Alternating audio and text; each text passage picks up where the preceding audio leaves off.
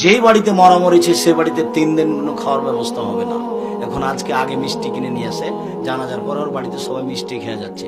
3 দিন যাবত এই বাড়িতে খানা পানি রান্না হবে না বলে যারা ঢাকা থেকে এসেছে, ওরা টাঙ্গাইলে হোটেলে এখানে খাবে না।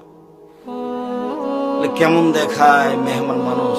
মেহমান মানে খেতে দিতে হবে না, তার নাম মেহমান। আজকে ওকে খেতে দিতে হবে না এ বাড়িতে, তার নামই হচ্ছে জানাজা।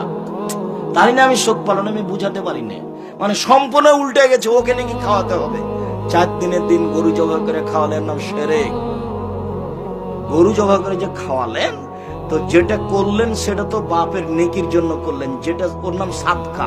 আর সাদকা কাকে বলে জানেন? মানুষের ময়লা। সাদকা হচ্ছে কিসের ময়লা? মানুষের ময়লা। তো তোমার চাচা যে এসেছে, ও যে ঢাকায় আছে, গাড়ি নিয়েছে, ধনী মানুষ, তো মানুষের ময়লা খাবে কি করে? এটা যে হারাম তার জন্য। হোসেন একটা খেজুর মুখে দিয়েছিল জাকাতের।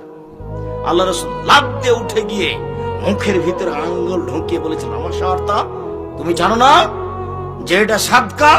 সাদকা আমার উপরে হারাম, আমার বংশের উপরে হারাম, আমার বাড়িতে যে কাজ করে তার উপরে হারাম। এটা মানুষের ময়লা, এটা আমি খাই না, আমার বংশ খায় না, আমার বাড়িতে যে কাজ করে সেও খায় না।